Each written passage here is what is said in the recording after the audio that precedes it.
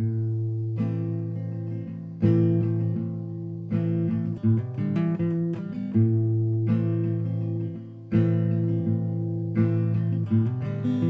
à tous, j'espère que vous allez bien. Bienvenue sur cette chaîne pour ceux qui arrivent. Aujourd'hui, c'est une vidéo un petit peu spéciale, c'est-à-dire que j'avais envie de vous parler d'un produit qui me tient beaucoup à cœur, c'est-à-dire le café. Et il m'a tellement tenu à cœur que finalement, maintenant, je l'ai arrêté et ça va être un petit peu une vidéo qui vous explique pourquoi j'ai décidé d'arrêter le café. Mais avant ça, il me semble capital et très important de vous faire une petite parenthèse, voilà, parce que je pense que c'est nécessaire. C'est pas parce que moi j'ai choisi d'arrêter le café que le café est nocif pour la santé. Je vais vous expliquer les raisons juste après, mais en fait, le café, comme n'importe quel aliment, comme n'importe quel produit comestible, en fait, n'est pas nocif pour la santé. C'est pas le produit en lui-même qui pose problème, c'est l'usage qu'on en fait. Et ça me semble capital. Vous pouvez manger du gras, vous pouvez manger du sucre, vous pouvez boire de l'alcool, vous pouvez faire plein de choses au niveau alimentation, tant qu'on est dans le raisonnable. Et c'est ça qui pose problème. Moi, j'ai arrêté le café parce que j'en avais un mésusage. De mon point de vue, aucun aliment ne devrait être banni de l'alimentation en se disant qu'il est mauvais, qu'il faut surtout pas le manger. Donc je parle pas d'allergie alimentaire et je parle pas de conviction personnelle, ce sont deux choses différentes. En tout cas, tant que ça ne met pas sa santé en danger, je pense qu'aucun aliment ne mérite d'être mis de côté de manière arbitraire. Voilà, donc ça c'était la petite parenthèse et ça me semblait important parce qu'en fait, finalement, ce qui pose problème, c'est pas le produit, c'est pas l'aliment, c'est vraiment l'usage et notre consommation. Donc à un moment, si on se rend compte qu'on a des problèmes de santé ou qu'on a des répercussions à cause d'une consommation, remontons un petit peu le fil et analysons le pourquoi j'ai ces problèmes actuellement. Donc ça vient de tel produit, ok, mais quelle consommation j'en ai et quel usage j'en ai. Donc la parenthèse est fermée, mais elle me semblait vraiment importante.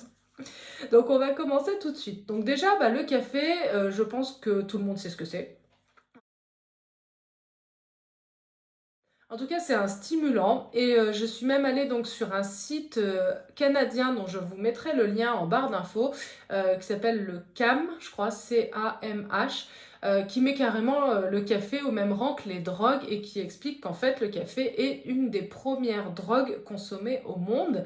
Et effectivement, il y a quand même ce côté addictif qui est hyper important et qui amène à en consommer régulièrement, parfois même de plus en plus. Donc ça me semble une des premières choses.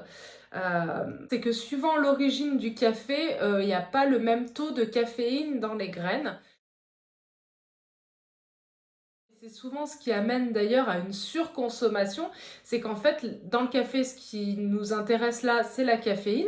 Et la caféine, en fait, on ne la trouve pas que dans le café, malgré ce qu'on croit, bien que maintenant, ça commence quand même à s'entendre beaucoup plus.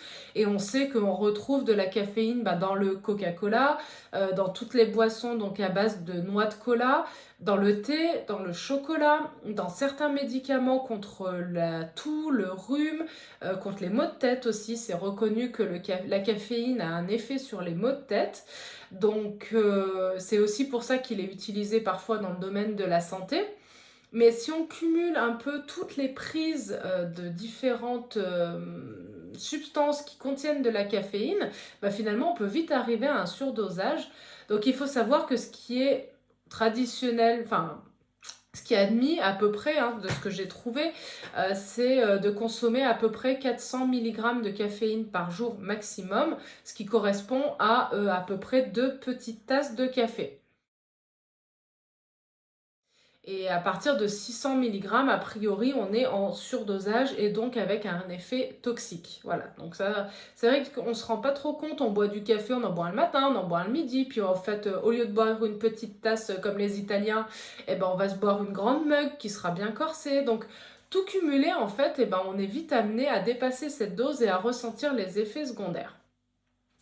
Donc c'est d'ailleurs la première des explications de pourquoi j'ai choisi d'arrêter le café, c'est que vraiment je sentais cette addiction qui était là, c'était devenu un besoin et non plus une envie finalement. Je prenais mon café par réflexe, dès que j'avais un moment de libre, je reprenais un café, donc voilà, c'est vrai qu'on est dans un milieu où le café, c'est très vite une accroche. Et bah viens, on va boire un café, sous-entendu, bah viens, on va discuter un petit peu. Enfin, voilà, il y a plein de choses autour du café. Il n'y a pas que le vin dont la cuisine française est assez amoureuse. Il y a aussi ce petit café de fin de repas, ce petit café de convivialité qui fait que bah, on est souvent amené à en prendre un, puis un autre plus tard, etc. Et finalement, bah, on en arrive à des consommations excessives, ce qui a été mon cas. Pour revenir, bah moi du café, j'en consomme depuis à peu près 23 ans à la louche. J'avais jamais goûté ça et c'est vrai que la première réaction qui m'est venue, c'est de me dire que c'était amer. Et c'est pas pour rien que je vous dis ça, c'est qu'en fait, ce qui rend un peu cette amertume, ce sont les tanins et on en reparlera un peu après. Donc du coup, voilà, j'ai commencé à consommer du café il y a à peu près 23 ans et puis c'était un, et puis après deux, et puis finalement, en fait, on se laisse prendre par le truc et puis c'est bon, hein, malgré tout, au final. Et puis, c'est un côté vraiment addictif où on sent que bah, ça nous réveille, on est un peu plus vif, le matin, c'est un peu moins dur, on a l'impression que ça connecte un petit peu plus vite dans le cerveau. Tout cumulé, le café en fait est devenu vraiment un besoin et non plus un plaisir et c'est là que ça bascule un petit peu et qui fait que bah on consomme de plus en plus et on en arrive à des doses qui sont un peu plus importantes. Donc je vous invite vraiment à réfléchir à combien vous buvez de café dans la journée si le café est un problème pour vous, ou même par extrapolation combien vous buvez de thé par jour, parce qu'on a aussi donc de la caféine dans le thé et des tanins dans le thé, et donc vous allez retrouver les mêmes problématiques que celles que j'ai pu avoir. Donc c'est important à un moment de se poser, de se dire, bon, ok, je bois ça, pourquoi? Est-ce que j'ai besoin d'en boire autant? Est-ce que je suis obligée de le faire aussi fort? Après, je pense que quand on aime le café fort, bah, vaut mieux en boire moins, mais bon, plutôt que le boire dilué ou qui nous plaise pas. Non. Après, ça, c'est un avis personnel, chacun fait comme il veut. Donc je trouvais voilà, qu'il y avait un petit peu cette notion d'addiction qui me dérangeait, cette notion, pas de perte de contrôle, hein, on n'est pas sur de l'héroïne, on n'est pas sur ce genre de choses, mais quand même un truc qui se dit que les choses elles viennent insidieusement et puis que finalement quand j'ai pas mon café, je me sens moins bien. Que quand j'ai pas mon café, bah, j'ai des maux de tête un petit peu qui arrivent et que effectivement, là pour le coup, ça agit quand même dessus, que sur un peu la barre qu'on peut avoir, bah, finalement quand on boit le café, enfin quand je buvais le café, ça la faisait disparaître. Donc ça c'était la première partie. La deuxième partie, j'ai commencé à ressentir en fait des effets secondaires de type fatigue importante, troubles du sommeil, que j'ai pas mis en lien tout de suite avec la consommation de café. Mais comme je vous l'ai déjà dit dans d'autres vidéos, moi j'ai un fonctionnement qui est quand même pas mal intuitif. Et une partie de moi, quand même, me lançait des petits signaux et j'avais déjà l'impression où je me disais non mais faudrait que je réduise le café. Je sais pas, voilà, des petits signaux comme ça qui venaient où je me disais ah faudrait que j'en boive moins, ah si j'essayais de baisser, enfin déjà, à un moment, j'ai commencé à percevoir ça, sauf que bah, pris dans l'engrenage de la vie quotidienne et surtout bah, du boulot, et bah, c'est vrai qu'en fait, le café, bah, c'est devenu un automatisme et c'est devenu un besoin, hein, toujours. Et j'arrivais pas à me couper à ça. Ça faisait bizarre si à un moment je disais, bah non, je vais me prendre une tisane ou un thé, bah, les gens, ils disent, voilà, ça fait bizarre. Ils se disent, bah, qu'est-ce qui se passe et tout, pourquoi tu bois plus de café? Enfin, à un moment, je me suis presque sentie comme une alcoolique qui arrêterait l'alcool, enfin, où il fallait que je me justifie de pourquoi j'arrêtais le café, où je diminuais le café. Donc ça a été un peu une étape de transition où les gens, bah, par habitude de me voir boire du café, bah, finalement étaient assez interloqués de dire bah, pourquoi tu diminues et à ce moment-là, j'avais pas vraiment d'explication, si ce n'est mes ressentis de me dire non mais faudrait que je diminue un petit peu. Et bah voilà. J'avais aussi des palpitations, c'est-à-dire que je sentais mon cœur des fois qui faisait des trucs bizarres. Mais voilà, je savais que c'était des sortes de, pas d'extrasystole, mais des petits trucs un peu dans le cœur qui faisaient bizarre. Et je me disais, tiens, pourquoi ça fait ça? Et puis je sais que ça peut faire partie du corps humain, que le cœur il fait ça et qu'il faut pas s'inquiéter, c'est pas grave.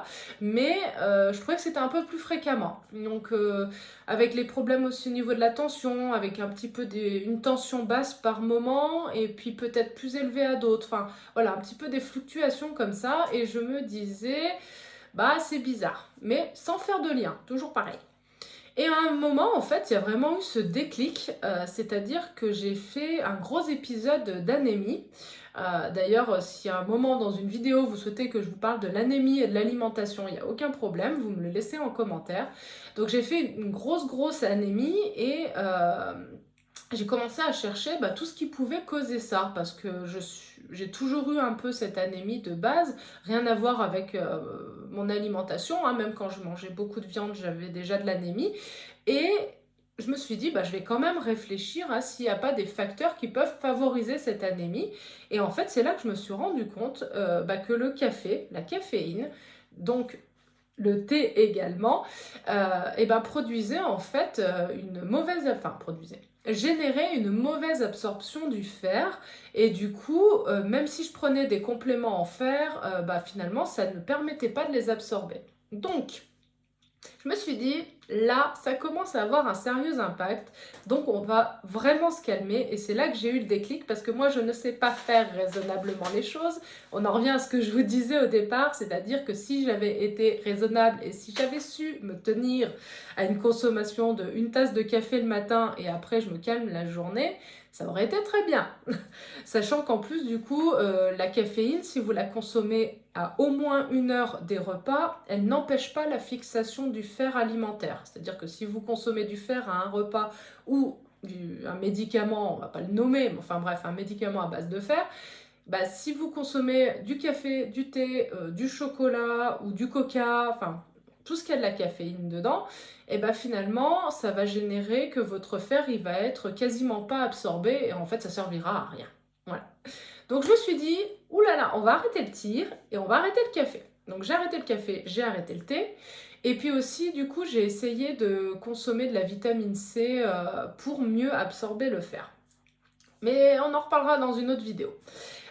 Donc du coup, pour en revenir, et aussi dans le café, et là pour le coup plus dans le thé, il y a les tanins. Et les tanins, en fait, ils détruisent le fer et ils les mettent dans une forme qui fait que l'organisme ne l'assimile pas en tant que fer.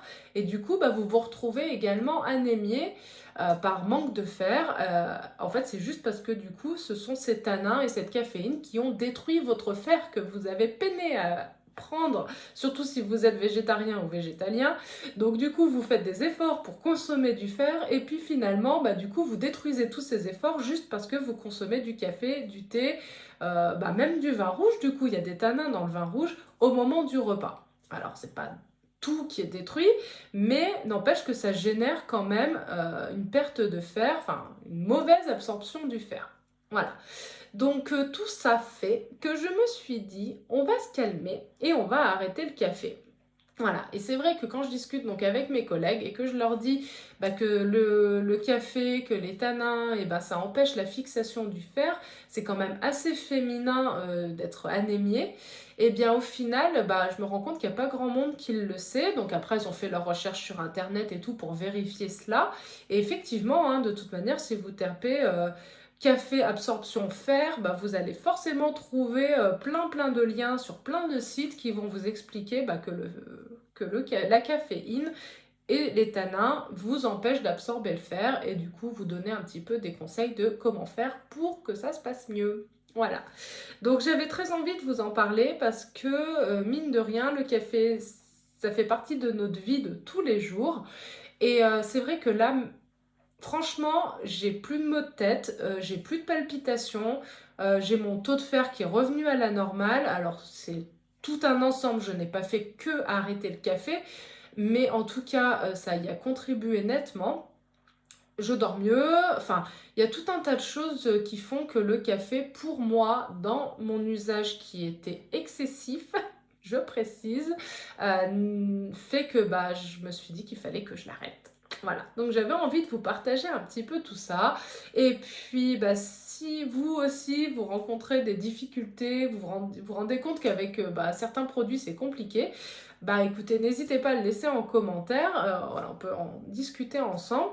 En tout cas, c'est vrai que sur le site que j'ai trouvé, sur le site canadien, ils mettent la caféine au rang de drogue. Donc, et je pense qu'effectivement, ce côté addictif pour moi, c'est un peu une drogue. Alors, pas une drogue méchante, hein, mais en tout cas, une drogue, c'est qui vient d'une addiction, enfin, qui est en lien avec l'addiction. Et c'est vrai que du coup, la caféine, elle agit sur le système nerveux, elle le stimule, donc c'est un psychoactif, comme on dit. Et du coup, ça a forcément un impact sur le corps, sur le cerveau et sur tout. Voilà, et ben j'espère que cette vidéo vous aura appris quelque chose et puis je vous dis à tout bientôt. En attendant, prenez soin de vous, du café avec modération si vous le souhaitez et je vous dis à tout bientôt. Bye bye!